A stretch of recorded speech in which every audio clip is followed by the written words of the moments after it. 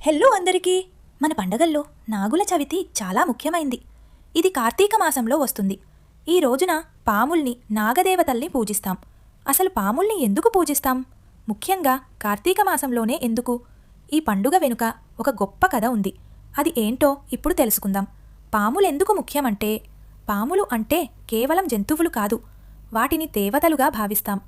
శివుడి మెడలో పాము ఉంటుంది. విష్ణుమూర్తి పాము పడగల మీద పడుకుంటాడు. పాములు భూమిలో ఉండే నిధులు, ధనం, పంటలకు కాపలాగా ఉంటాయని నమ్ముతాం. ప్రకృతిని కాపాడటంలో కూడా వాటి పాత్ర చాలా పెద్దది. చవితి కార్తీక మాసంలో రావడానికి కారణం పురాణాల్లో చెప్పిన సముద్రం చిలికిన కథ. చాలా ఏళ్ల క్రితం దేవతలు, రాక్షసులు కలిసి అమృతం చనిపోకుండా చేసేది కోసం సముద్రాన్ని చిలికారు.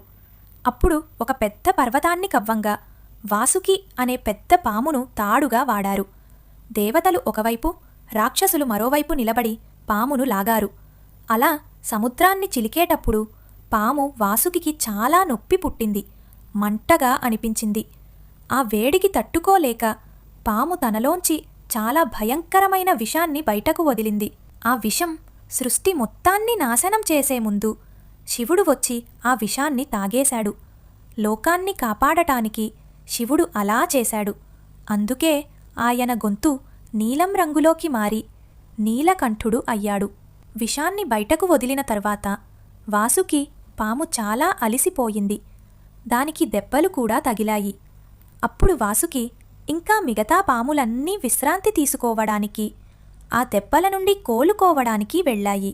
కార్తీక మాసం అనేది వాసుకి పాము, మిగతా పాములు ఇలాంటి అలసట నుండి కోలుకుని మళ్లీ శక్తిని పొందే సమయం అని పెద్దలు అందుకే ఈ నెలలో పాముల్ని పూజిస్తే లోకాన్ని కాపాడిన వాటి త్యాగానికి మనం థ్యాంక్స్ చెప్పినట్లు, వాటికి శాంతి కలగాలని కోరుకున్నట్లు అవుతుంది. కార్తీక మాసం అంటే వర్షాలు తగ్గి చలి మొదలయ్యే సమయం. ఈ టైంలో పాములు ఎక్కువగా బయటకు వస్తుంటాయి. పొలాల్లో, ఇళ్ల దగ్గర పాముల వల్ల ప్రమాదం జరగకుండా వాటిని పూజించి శాంతింపజేసే అలవాటు కూడా మనకు ఉంది.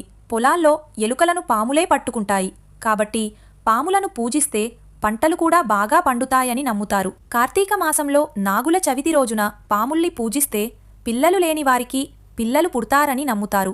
ఇంట్లో కష్టాలు, దోషాలు, పాములకు సంబంధించిన దోషాలు పోతాయని అంటారు. పాముల నుండి ప్రమాదం రాకుండా ఇంట్లో అందరికీ మంచి జరుగుతుంది. డబ్బు, పంటలు పెరుగుతాయి. అందుకే నాగుల చవితి కేవలం ఒక పండుగ కాదు, ఇది ప్రకృతిలో ఉండే అన్ని జీవుల పట్ల గౌరవం, ప్రేమ చూపించే పండుగ.